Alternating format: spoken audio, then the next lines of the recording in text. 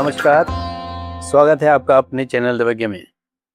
मित्रों, यूँ तो हमने पूर्व में भी विवाह से संबंधित बहुत सारे विषयों पे वीडियो बनाए थे और आपके साथ में चर्चा की थी।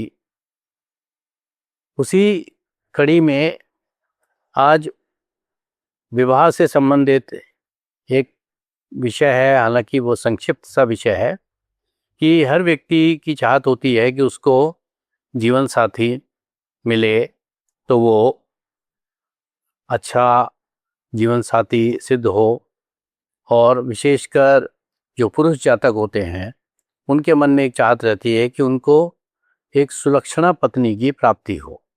तो आज की हमारी चर्चा का विषय भी यही है कि सुलक्षणा पत्नी प्राप्ति के योग। विवाह जीवन का एक ऐसा पड़ाव है जहां आकर एक व्यक्ति को केवल अपनी इच्छाओं और मूल्यों के आधार पर ही नहीं जीवन जीना होता, बल्कि उसे अपने जीवन साथी की भावनाओं, आकांक्षाओं और अपेक्षाओं का पूरा ध्यान भी रखना पड़ता है। और यह तभी संभव है जब हमें एक ऐसा समझदार, सुलक्षण और संस्कारवान जीवन साथी मिले जो हमारी भावनाओं का ध्यान रखते हुए हमारे प्रति प्रेम और समर्पण की भावना भी रखे। तो आइए जाने कि एक जातक की जन्म पत्रिका में ऐसे कौन कौन से विशिष्ट ग्रह योग होते हैं जो एक अच्छी, समझदार एवं समर्पित पत्नी दिलाने में कारक भूमिका निभाते हैं।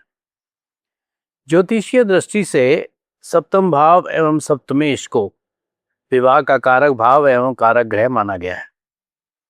इसके अतिरिक्त द्वितीय, पंचम, अष्टम एवं द्वादश भावों तथा शुक्र, मंगल तथा गुरु ग्रहों को विवाह से संबंधित माना गया है।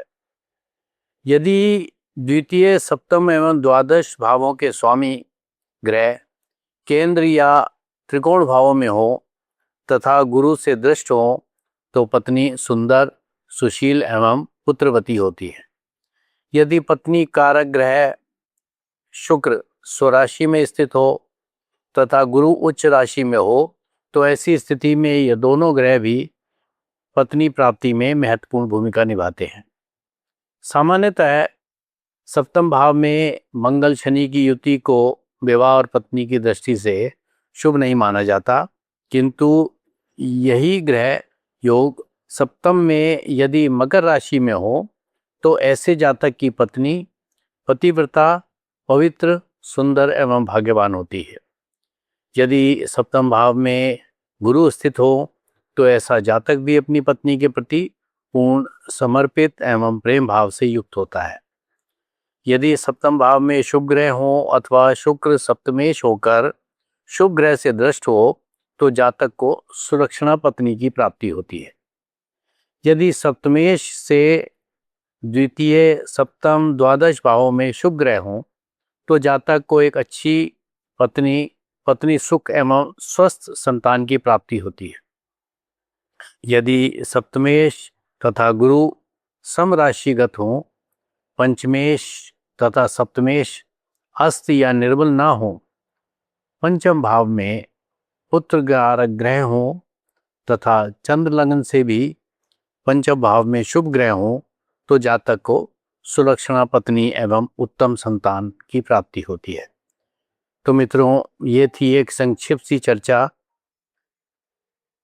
कि किसी भी जातक को सुलक्षणा पत्नी की प्राप्ति होगी या नहीं, ये उसकी कुंडली के ग्रह बताएंगे। तो इसमें हालांकि इसके अलावा भी बहुत सारे ग्रह योग होते हैं, लेकिन आज हमने ये एक संक्षिप्त सी चर्चा में इस बात को जानने की कोशिश की कि यदि उपरोक्त जो हमने ग्रहों के बारे में बात की है, अगर इस तरीके की जो ग्रहीय स्थिति कुंडली में मौजूद है तो निश्चित तौर पे जातक को एक सुंदर सुलक्षणा पत्नी की प्राप्ति होगी।